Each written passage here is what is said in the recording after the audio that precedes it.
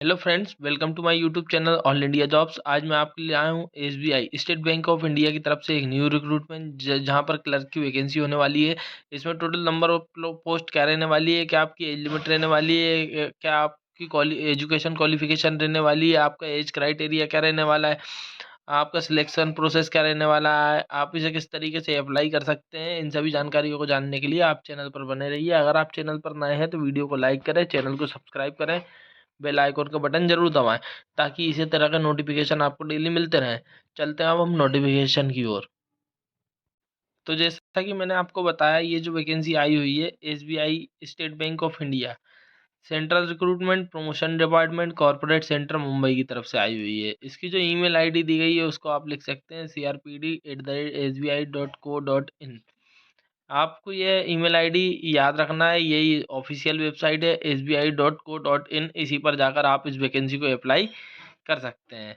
अब हम चलते हैं नोटिफिकेशन की ओर। तो जो एडवर्टाइजमेंट जारी किया गया है वो किया गया है 17/11/2023 को। आपकी जो लास्ट डेट दी है अप्लाई की वो दी है 7/12/2023, मतलब 7/12/2023 से पहले आपको इस वैकेंसी को अप्लाई करना है। बहुत ही शानदार पद होने वाले हैं इसमें। ये जो है वो फर्स्ट मंथ में इसका जो एग्ज़ाम कंडक्ट होगा वो फर्स्ट मंथ जनवरी में हो जाएगा। जनवरी 2024 में आपका एग्ज़ाम होगा। उसके बाद जो स्टेट दिया है गुजरात के अहमदाबाद में जो वैकेंसी निकाली गई है। अब गुजरात के अहमदाबाद से ये वैकेंसी निकाली गई है, आंध्र प्रदेश के अमरावती से निकाली गई है, उसके बाद कर्नाटक के बेंगलुरु से निकाली गई है, मध्य प्रदेश छत्तीसगढ़ के भोपाल से निकाली गई है, उड़ीसा के भुवनेश्वर से निकाली गई है। अब इसमें क्या है ना, लोकल लैंग्वेज का नॉलेज होना आपको बहुत ज़रूरी है। जैसे कि आप गुजरात के अहमदाबाद से वैकेंसी भर रहे हैं तो गुजराती लैंग्वेज आपको आना ज़रूरी है।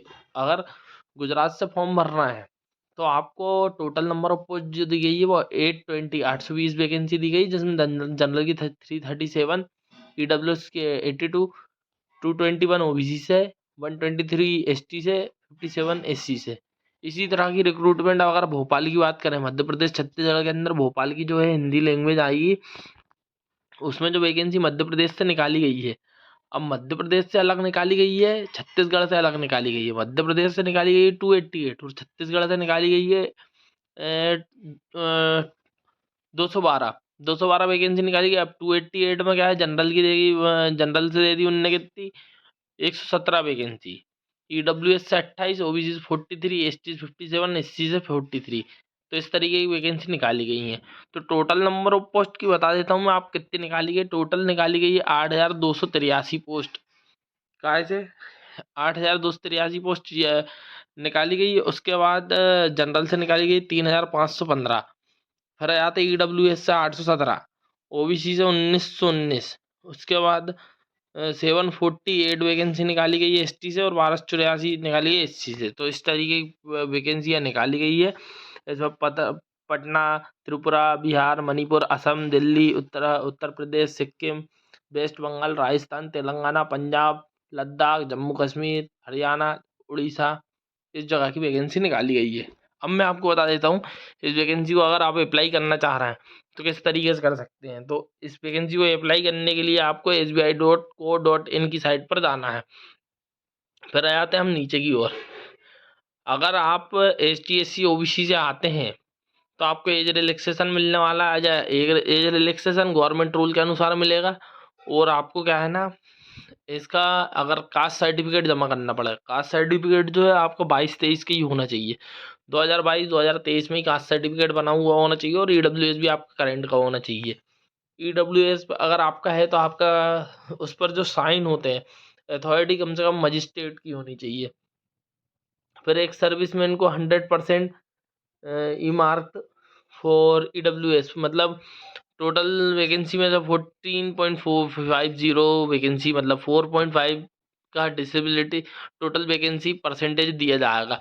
तो ये मैं बता देता हूँ कि जो पीडब्ल्यूएड कैंडिडेट हैं उनकी वैकेंसी अलग से निकाली गई है, 257 और 357। ठीक है ना, तो घबराने वाली बात है ही नहीं कि उनकी वैकेंसी अलग से ही निकाली गई है, हमारी वैकेंसी अलग है। फिर वही दिया हुआ है डिक्लेरेशन फॉर्म और डीओपीटी, तो वो इसकी आपको ज़रूरत नहीं है। आप तो क्वालिफिकेशन पे आए कि क्वालिफिकेशन क्या होने वाली है। तो क्वालिफिकेशन होने वाली है आईडीडी। ITD मतलब इंटीग्रेटेड डुअल डिग्री, मतलब आपके पास UG PG का सर्टिफिकेट होना चाहिए, जैसे BA LLB हो गया, BCom MCom हो गया, उसके बाद आ जाते हैं BSc MSc हो गया। इस तरीके से UG PG की डिग्री होनी चाहिए। उसके बाद आ जाते हैं, अगर आपके पास SBI का अप्रेंटिस सर्टिफिकेट है तो भी बहुत अच्छा है, आप फिर अप्लाई भी कर सकते हैं। उससे आपको वो बेनिफिट, कुछ बेनिफिट मिलते हैं जो परसेंटेज के तौर पर रहते हैं, जैसे 5%, 10%, 20%, इस प्रकार के बेनिफिट आपको मिल जाएंगे। तो आप अप्रेंटिसशिप सर्टिफिकेट भी लगा सकते हैं। उसके बाद इनकम और असिस्टेंट सर्टिफिकेट, ये सब चीज़ें आपको देनी पड़ेगी, कोई दिक्कत नहीं है इससे तो। फिर जो एज रिलैक्सेशन दिए गए हैं, ST SC को 5 ईयर, OBC को 3 ईयर, उसके बाद PWD कैंडिडेट जनरल EWS वालों को 10 ईयर, PWD ST SC वालों को 15 ईयर, PWD OBC वालों को 13 ईयर का एज रिलैक्सेशन दिया गया है। उसके बाद एक सर्विसमैन को सर्विस के बाद 3 ईयर का एक्सपीरियंस दिया है। फिर उसके बाद दिया विडोज या डिवोर्स वाली महिलाओं को 7 ईयर का और दे दिया, 35 साल तक फॉर्म भर सकते हैं ऐसा, ठीक। और जिनने अप्रेंटिसशिप की है उनको भी 6 ईयर का दिया है। ST SC वालों को, OBC वालों को 4 ईयर का, जनरल EWS को 1 ईयर का, PWD को 16 ईयर का दे दिया है। और PWD कैंडिडेट जो OBC से आते हैं 14 ईयर का, ठीक है। फिर ये डिसेबिलिटी के प्रकार दिए हुए हैं, अगर इस प्रकार की डिसेबिलिटी आपके पास है तो आप इस वैकेंसी को अप्लाई कर सकते हैं, ठीक है ना। तो आप इसको पढ़ लें, ये पैराग्राफ दिया है 2 नंबर में। फिर आ जाते हैं हम नीचे की ओर।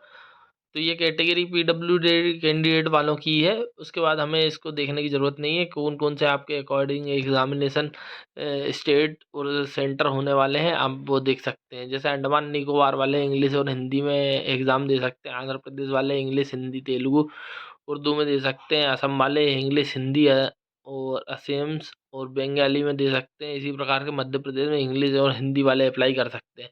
अब इसमें जो आपका सिलेक्शन प्रोसेस होगा उसमें 2 एग्ज़ाम होंगे। 2 एग्ज़ाम में कौन कौन से होंगे? पहला एग्ज़ाम होगा जिसमें कि 100 नंबर पेपर आएगा, जिसमें न्यूमेरिकल 35 आएंगे, रीजनिंग 35 आएंगे, इंग्लिश लैंग्वेज के 30 क्वेश्चन आएंगे।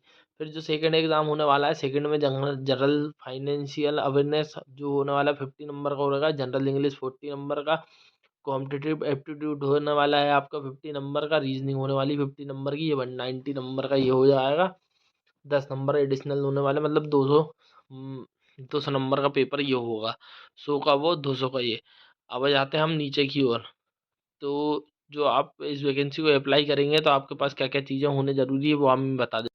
तो वो जो आपको अप्लाई करने के लिए आपका photograph, signature, left thumb impression, hand writing declaration and SBI apprentice certificate होना आपके पास अनिवार्य है, ठीक है ना।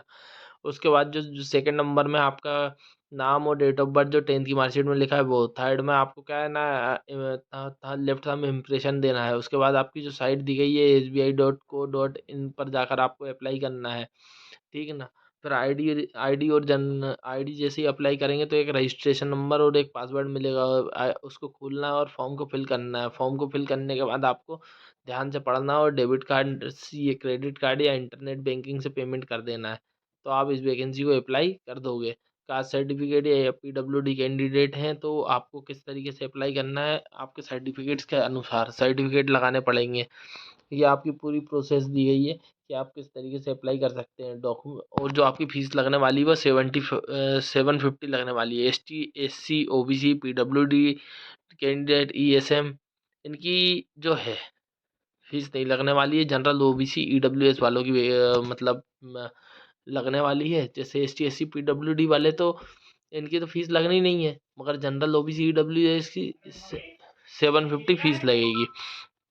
आपके पास वैकेंसी को भरने के लिए calculate phone calculator any such device, मतलब ये सब चीज़ें आपके पास नहीं होनी चाहिए एग्ज़ाम के समय, ठीक है ना। आपको ये यूज़ नहीं करनी है, तो आपको पता ही होगा। पे स्केल जो होने वाला है 17,900 से होने वाला है आपका 20,900, तो 1,90,000 मतलब 1,900 ग्रेड पे। ये ग्रेड पे दिए हैं क्लर्क के, बेसिक पे 30-40 हज़ार तक पेमेंट जाती है इस ग्रेड पे के अनुसार, ऊपर ही जाएगी और, ठीक है ना। 1,900 ग्रेड पे आराम से आपकी सैलरी जाती है 30 से 35 हज़ार, ठीक है। कॉल लेटर आपको डाउनलोड कर लेंगे, उसके बाद कॉल लेटर आपको वहाँ जमा मिल जाएगा। उसके बाद आपका एग्ज़ाम होगा 2024 में, जनवरी के महीने में, तो आप उसको अप्लाई कर देंगे। फिर आ जाते हैं हम सेंटर, आंध्र प्रदेश में दिया गया, पोर्ट बिहार, तो आप इसके अकॉर्डिंग देख सकते हैं कि आपके कोई रिलेटिव कहाँ-कहाँ रह रहा है। अगर भोपाल में रह रहा है, अगर गोवा में कोई है तो मडगाँव, पनाजी में, गुजरात के अहमदाबाद में आपका सेंटर मिलेगा। उसके बाद मैं जाता हूँ मध्य प्रदेश के भोपाल, ग्वालियर, इंदौर, जबलपुर, सतना, उज्जैन। इनमें से आप चॉइस करके डाल सकते हैं। फिर आ जाते हैं महाराष्ट्र में अहमदनगर, अकोला, अमरावती, चंडीगढ़, ये ललितपुर, नागपुर, नासिक, पुणे। तो ऐसे आपके सेंटर होने वाले हैं, तो सेंटर आप डाल सकते हैं। फिर आप जो डॉक्यूमेंट्स को अपलोड करेंगे उसके साइज दिए गए हैं। जैसे फोटोग्राफ, सिग्नेचर, किस फोटोग्राफ 4.5 सेंटीमीटर से लेके 3.5 सेंटीमीटर का होना चाहिए। साइज होना चाहिए 200 से 300। ठीक है ना, ये केबी में होना चाहिए। फिर आ जाता है सिग्नेचर, लेफ्ट थंब जो होने चाहिए 140x60 पिक्सल के होने चाहिए। 10 KB से लेके 20 KB तक के जेपीजी या जेपीईजी के फॉर्मेट में होना चाहिए। फिर आ जाते हैं लेफ्ट थंब जो है जेपीजी जेपीईजी फॉर्मेट में 240x240 पिक्सल के होने चाहिए। ये आपके साइजेस दिए हैं ताकि आप घर पे भर सको तो आप पढ़ सकते हो। फिर दे दिया है परफॉर्मा, दे दिया है आपको। ये क्या है, डिक्लेरेशन है। जैसे रिटायर्ड व्यक्ति है तो उसके लिए है, 1 ईयर का जिसने ट्रेनिंग किया उसके लिए।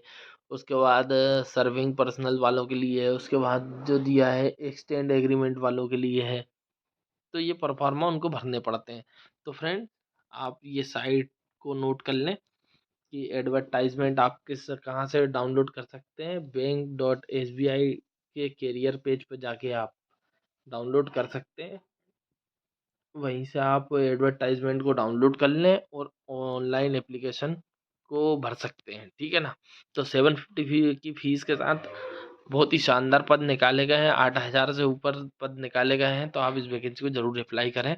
अगर आपको वीडियो पसंद आया है तो वीडियो को लाइक करें, चैनल को सब्सक्राइब करें और बेल आइकन को बटन जरूर दबाएं। Thank you.